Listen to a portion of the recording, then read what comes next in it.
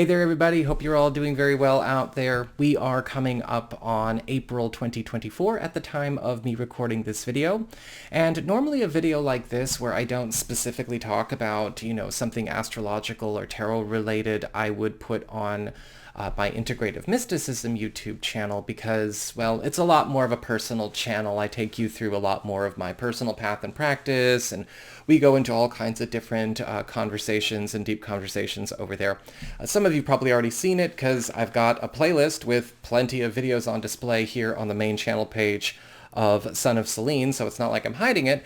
And you should check those out. You should know who your astrologers and your tarot readers are. Like, how do you know this is something natural to them, this is a part of who they are, versus somebody who just found a way to be an emotional drug dealer or trade in emotional currency for YouTube views. You do need to do your investigating and make sure that you're dealing with people who are authentic. So I like to have that prominent, and in the spirit of also, moving in the direction of a goal I want to take with this channel, I'm also going to start putting some deeper talks and just some more open conversations, free-form stuff here on Son of Selene as well. And so this is a chat that I've been kind of mulling over how to initiate over the course of this last little while.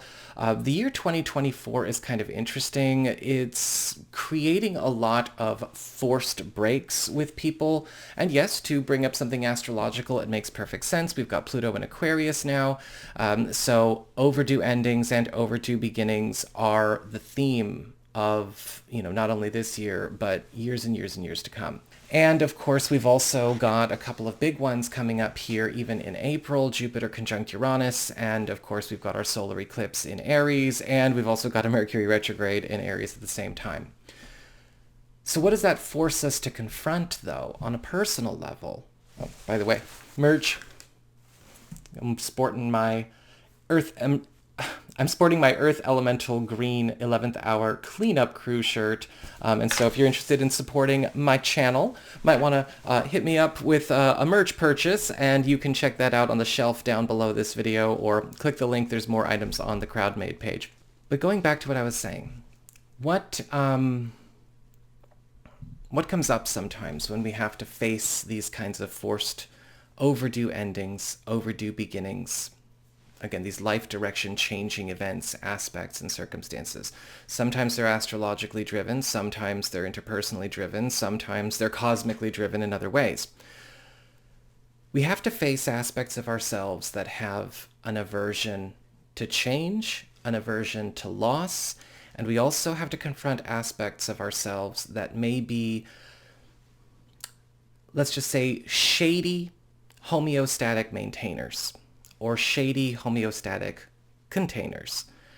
And the reason I put it that way is because one of the things I've kind of noticed, and this is not meant to be said in judgment of anyone that I've read for this year, but there has been kind of an uptick in, clients in one-on-one sessions that I've had where there doesn't seem to be really any interest in graduating out of the circumstances that they are in, or turning away from paths they set upon that have put them in hell, or leaving job or career situations that are causing them to plummet or suffer, or, end relationship, situations that are clearly toxic and damning to them, to all parties involved, and have already had all the work done on them that could have possibly helped it but can't. There's a weird priority of, how do I make this go another week, another month, another day?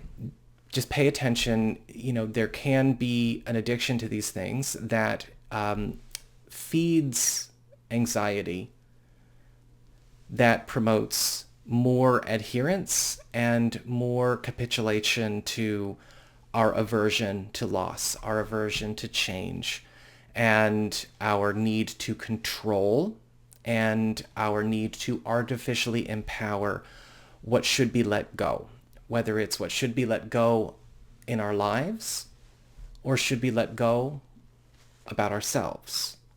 At best, it will help to sate the emotional experience you might be going through.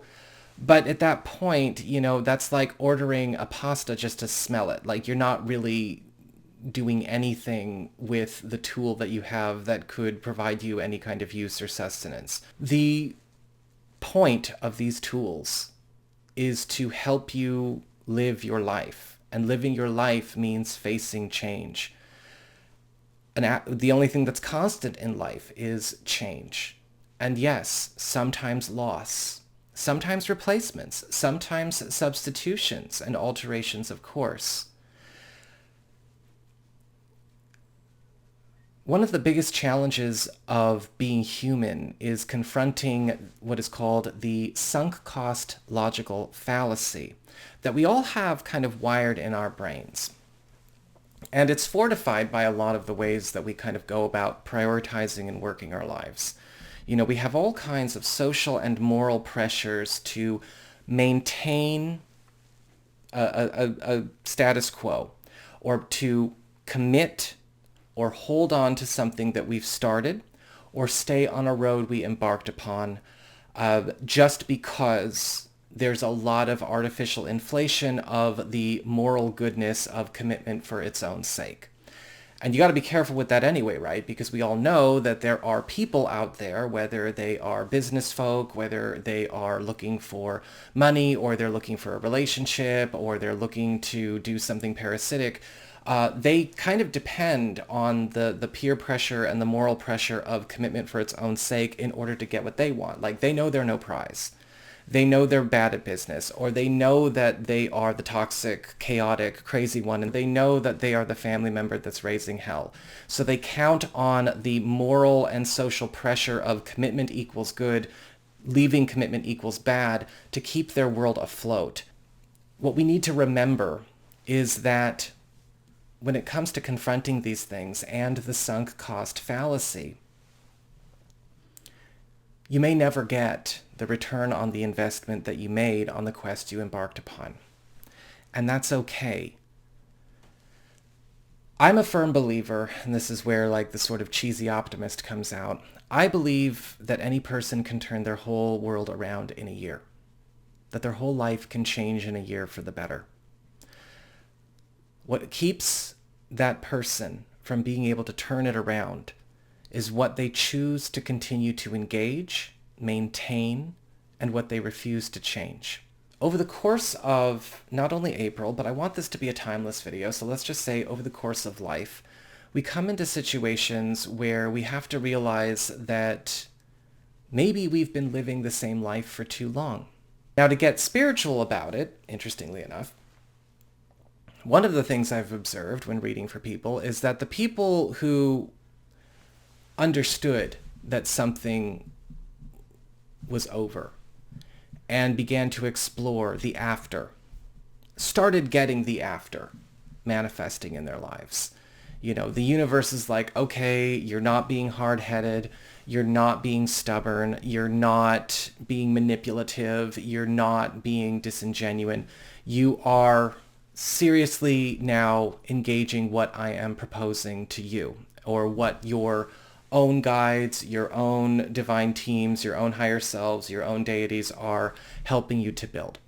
And yeah, sometimes that can be a difficult thing to get into, right? You have to push your ego aside, and your ego includes your trauma and your emotional hang-ups, and look at things without them for a second.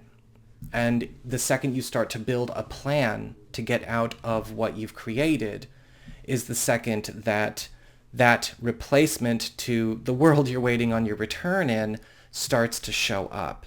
You know, the friends from that world that belong in the new one get closer. The money that it takes to bring those aspirations forth into being shows up. The relationships or the relationship dynamics that you desire present. But so long as you are trying to make all of those things happen in a place that is inhospitable to them, or in a world construct that you run that is inhospitable to them, it doesn't work. It never manifests. You know, you're asking for things that aren't going to come to this part of town, to this relationship, to this office, to this thing. And this is because when we're working with things that we would call genuinely good and serving in the highest interest of all concerned, they are not codependent enablers. And so what's happening now, I think, with a lot of what's going on in our skies, is that we are all getting put to the test. Can I relinquish what I have stubbornly refused to let go of, even though I have acknowledged the inability for the circumstances or the job or the project or the people involved or some of the people involved or the path to get where I really desire it to go. What's also very interesting about this time is that we've got this other very powerful influence going on here. And that is, of course, this Jupiter and Uranus conjunction that's coming up here in April, where our inner and outer world marry. They come together as one. Jupiter is all about expansion and growth, and Uranus is all about randomness and flipping the script. But Jupiter is also about one's own world as far as their knowledge, their wisdom, their life experience. And Jupiter is also one of the planets that talks about the inner world. When we think about the mythology of Jupiter, Zeus, Jupiter was basically one who let his inner world dominate the priority of the outer world. And there were a lot of blessings and a lot of curses that came from that. We live in a world presently where the outer world has taken priority over the inner world, right? The inner true self. And so we're kind of dealing with the inverse of that extreme. When we have Uranus and Jupiter come together, now the inner and outer world are unified as one in balance. They are effectively married to one another. That is going to break a lot of shit. It's a good change. It's why a lot of astrologers out there, and I'll come back and talk about this as we get closer to the date in question, are referring to this as the 12 to 14 year reset it is. You know, because a lot of 2024 and 2025 is going to feel a lot like 2011, 2012. And this reset is intended to bring things back into balance where things have gone into extremes, but also to undo and unmake and turn back the clock on paths, commitments, embarkments, jobs, careers, relationships, and circumstances that never should have come down the road that they're on, or existed for as long as they did, or existed at all. So how do you look at that? Is what I'm saying scary? It can be. Is what I'm saying exciting? It can be. When we're looking at this, we have to look we have to look at it from a zoomed out, as much ego-free as we can perspective. Change is inevitable. And people who come to astrology and tarot looking for something that's going to be a homeostatic maintainer, or something that is going to give them the tools and the strategies to trap something in a frozen moment or a frozen road or limit it to one road, are ultimately going to be betrayed by tarot and astrology because they're bigger than those priorities. And you want to make sure that if you're going to work with these arts, and if you are looking to not only get by in life, but to also live your best life, you need to embrace the point of that. But if we are stuck in the conditioning of a sunk cost fallacy, trying to get back what we will never get back on what we have invested or stubbornly refused to release or open our world to new with, then we are going to likely suffer these transitions and these changes more. Okay, I think I'm done here. You'll have to excuse me. I haven't done a free fall video for a while. I've been having my own hectic stuff going on behind the camera, so to speak. And so I've been kind of all over the place. But I've just been getting pushed to send this message out there and make sure that, it's just kind of understood. Like, hey, look, when you're asking the universe to help you get to your best life, or your best path, it's gonna reply to you But if you are not interested in your best, or you are interested in the homeostatic maintenance of something that is actually to your worst or to your detriment, the universe will not work with you. And the universe may be against you if you try to go, hey, I want healing. Hey, what are you doing to my disease? Hey, I want support. Hey, why is that support attacking this adversarial influence that I keep in my life? That's what the universe does. It's just something to think about a little bit. You know, we have to embrace where support and positive change are happening for us, even if it's not something that we're used to, it's not something we feel ready for, and it's not something that we feel up to the task to. We'll get there. So I'm going to format this video and get this up and off to y'all. You take care. Thank you so much for dropping by. And if you ever want to get a session with me, you can go on ahead to my website, integrativemysticism.com.